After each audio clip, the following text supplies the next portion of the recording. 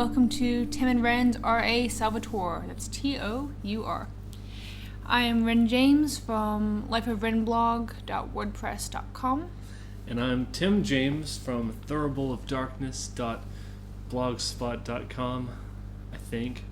I review metal there sometimes. It's pretty great. And today we are looking at... What are we looking at, Ren? Chapter 1. Chapter 1 of the Crystal Shard. Yeah, which is called The Stooge. Okay, so in this chapter, just give us a little rundown. We have a couple wizards show up in Icewind Dale, and one of them, the interestingly named Aikar Kessel, commits murder. Okay, so let's start with let's just start by talking about the plot. That seems like a good place to start. Okay. So how did you enjoy this first proper chapter of the Crystal Shard? Kessel irritates me. Kessel is irritating a little bit. In my opinion, Okay. I think this is a much stronger start than a much stronger start than the preface was. I'll agree with that. I mean, the one thing about this part compared to, a lot more happens kind of in this one, and more that, how do I say, you learned a lot of stuff in the preface, and this one you just see, it's just more showing. Yeah. A little more showing. Yeah. So it's more interesting. And it's a little more, I think it's a little more exciting. It sets up more to happen. Mm-hmm. Yeah, so a little bit of discussion about Icewind Dale itself, which was introduced to the Forgotten Realms by this novel. Icewind Dale is sort of a barren tundra flatland. It's north of the spine of the world. It's got a sea to the west, a glacier to the east, and it's just got one big tall mountain, Kelvin to Cairn. If you look at the map, it's like, oh, how did this map from the back of the Hobbit get lost and end up? I mean, not I don't want to be too critical of this, but this idea of there's this mountain that stands by itself, in the middle of a wasteland with lakes nearby it. I'm just saying, that's not something that occurs naturally in the world. That's something that occurs naturally in The Hobbit by J.R.R. Tolkien. So, and we learn about Scrimshaw, which is, I put in my notes, AKA Spice. The Scrimshaw must flow, which is kind of the how you put it, the magic, I don't want to say the magic, but the gold, the oil, the only thing that provides any economic relevance for 10 towns. I'm going to talk more about the Scrimshaw later because I think the Scrimshaw is stupid, but we're not to that yet. Okay, so let's talk about our notes. What have you got? What have you got in your notes? Well, I started out with how I was saying, it's the icy tundra. Wind is grumpy and the tundra is empty. And why did anyone live here? Yeah, it's kind of there's people living there. No, I mean I don't want to jump ahead, but it does have to do with the Scrimshaw, obviously. But the question seems to be, did the people go there and then find out, oh, there's these knucklehead trout there? Or were they, or did they move there specifically for the trout? I don't know. It seems like a very strange place, and I will talk more at length about how I don't think 10 towns makes very much economic sense. So then again, there is Alaska. Yeah, but like Alaska isn't just like based all around one resource. I don't know why people live in Alaska. But people live Maybe they won't be allowed to live anywhere else. Maybe everyone else. Maybe Alaska is just a place of exile. Alaska's Someone was like, maybe Sarah Palin's originally from Michigan, and they were like, nope, banishment. But yeah, and we're later on we're gonna meet a character who is here not entirely by his own choice. Let's talk about the characters. Okay. We've got Akar Kessel, Who's very... Yeah. He's kind of this this pathetic character who gets roped into this plan by these other two wizards to murder his master Mordecai the Red. Mm-hmm. We find out towards the end of the chapter he's not a very good wizard. No. He can't even manage basic spells. He can't manage basic spells. Okay, so it's like... First, and correct me if I'm wrong, I might not be remembering right, but it starts out like someone's wondering about like why did he kill him or whatever. Yeah, that's Mordecai. Mordecai's wondering, why did... or... Mordecai. Yes, Mordecai. Kessel killed Mordecai, and Mordecai's wondering as he's dying... As he's dying? Yeah. So, okay, that's interesting. Weird. But Mordecai's wondering as he's dying, why is Kessel killing him? And then we find out. And it's all because he wants a meditation room. And he wants power and stuff. Once again, this book is all just about people chasing promotions. Exactly. He wants to be promoted. And he has this weird... I mean, I guess lots of people struggle with the balance of the weird tension of being prideful but also insecure. But it's not really... I mean, I feel like the showing is better in this chapter than it was in the preface. The showing, not telling. Because we do see more stuff happen. There's still a lot of telling. There's a lot of, like... Kessel is just... I mean, he just tells... Like, and you just see his thoughts, and he's all... How he'll finally get that meditation room, and he'll be a wizard, and all these other people past him, and he's finally gonna surpass them in the ranks, and be more powerful, but then you think, and he's like thinking like how he should, like people shouldn't have passed him, and then there's a whole part about like. But then he's just so dumb. Like, this is why people passed you. Yeah, why people passed you. He's not a very impressive character. I mean, you know. Like, I mean... So dumb. I mean, it does kind of make you wonder, like, how in the world is this person such an idiot? But yeah, it's... Let's turn our attention then to these other two wizards. Eldaluk and Dindybar the Mottled. Let me repeat those names. Eldaluk, which I assume is an IKEA product, and Dindybar the Mottled, which... Dindybar. Maybe it's Dindybar. Dindybar. Okay, so these two, I mean, Eldaluk seems like kind of he's like the heavy and Dindybar's the brains, but they're both like mustache-twirlingly evil in this. They're like winking at each other and like... It's a little bit silly. Just a wee bit. Yeah, and I think it's kind of aggravating the way that I've mentioned before, talking to my wife, that an issue I have with a lot of the new Star Wars novels, and RA Salva-tour did write a Star Wars novel, so we might do a special where we read his Star Wars novels. The tendency of authors to basically pad the page count by having lots of people thinking. And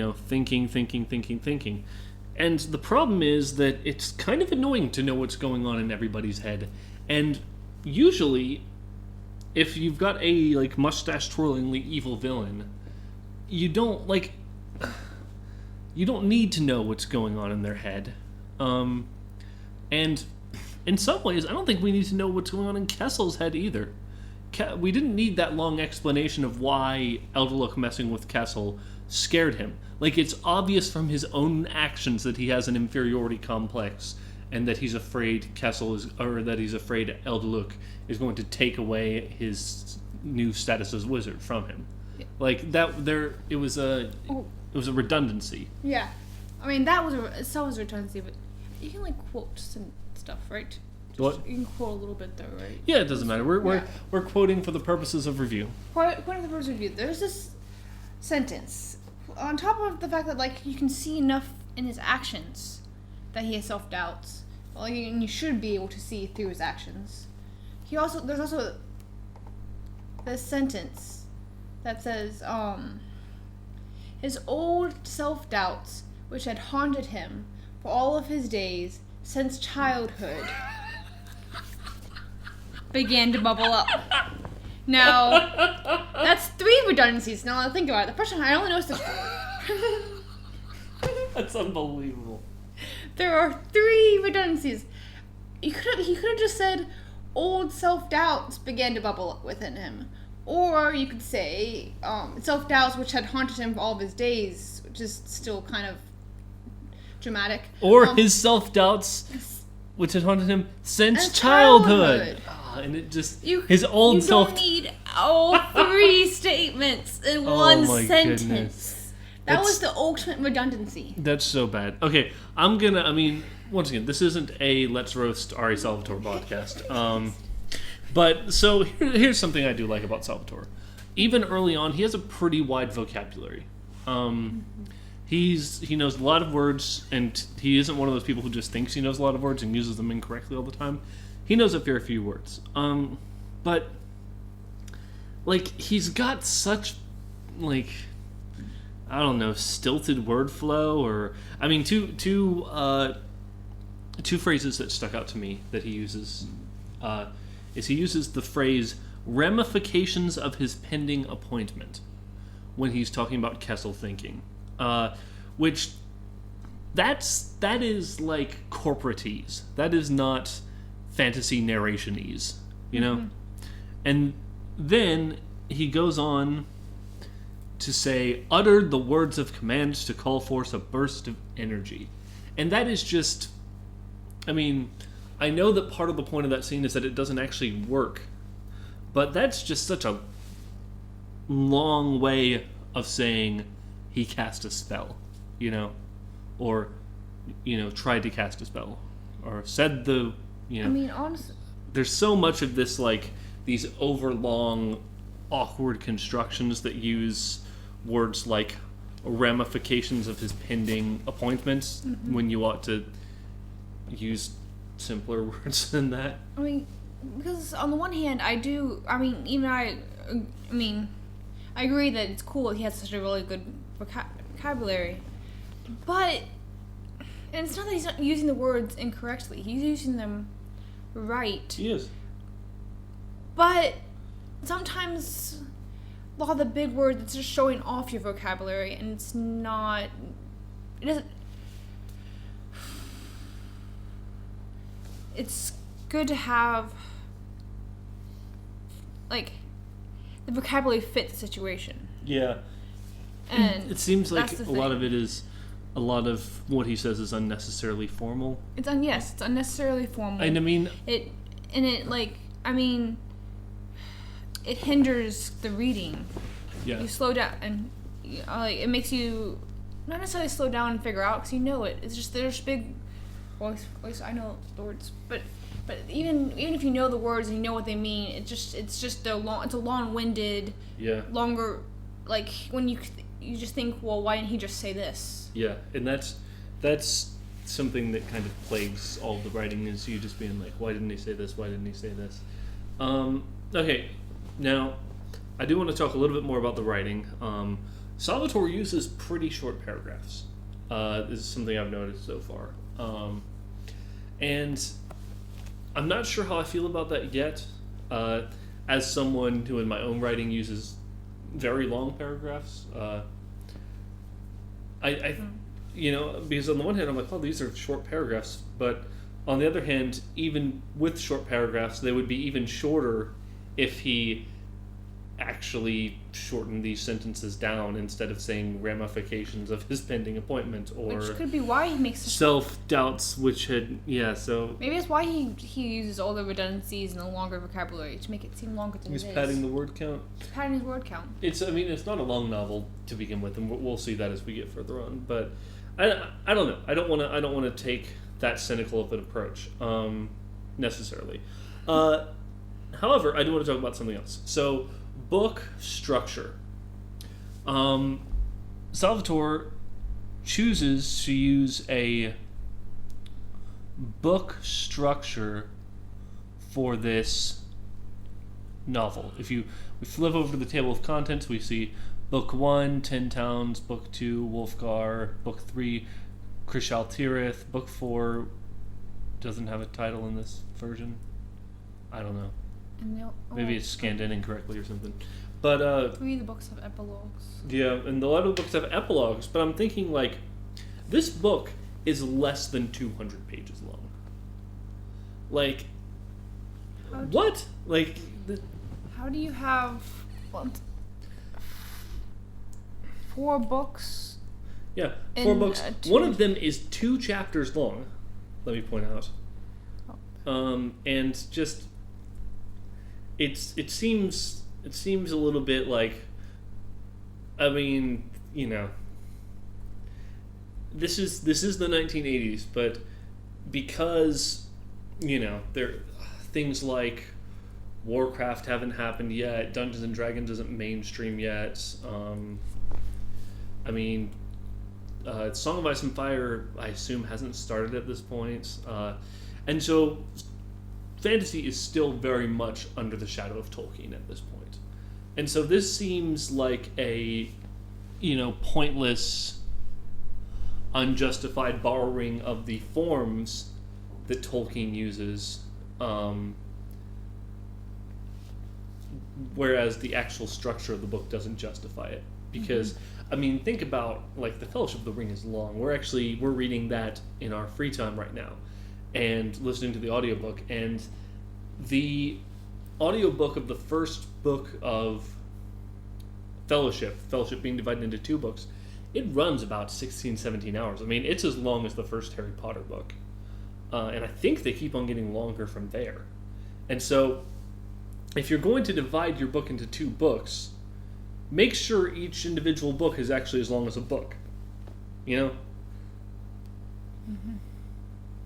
So, that's just me, my little rant. Okay, I think it's time to reveal. We have a segment we're going to do every time, which is we're going to pick out from the text of every chapter the name of a good metal band name. Yes. Okay, so Rem, would you like to go first? Okay, my metal band name is Sword Coast. Sword Coast sounds like a power metal band. That probably is a power metal band. Yeah, good name. Mine is Wrinkled Flesh, which I think would be like a blackened grindcore band or something like that.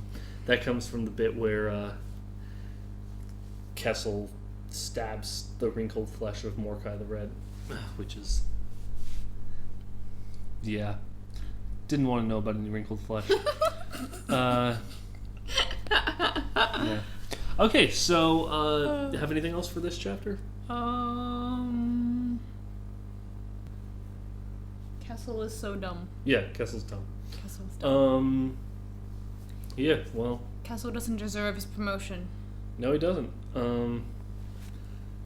Yeah, well, we'll see. We will be back next time to see what happens to Kessel.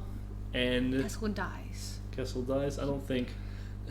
How amazing would it be if every chapter of this book was just a new, like, introductory setup that never pays off? How great would that be for an idea for a book? I Just think like- it's probably been written. It's probably been written just like Isn't just that call like- it something don't even let on what it is, but just have it be 30 chapters, each one being like a sort of hackneyed setup for a fantasy quest, and then never deliver on any of them. But I don't know. I Well, wonder how okay. long you could drag a reader through that. I guess not quite that particular idea, but there are plenty of books, like Game of Thrones, where every character seems to die.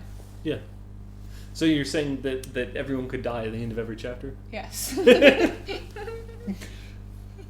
Everyone's dead. Everyone is dead. Okay. All right. Well, thank you for listening to this episode of Tim and Ren's RA Salva-tour. And we will see you all next time with Chapter 2, which I'm too lazy to look at the name of. So, bye.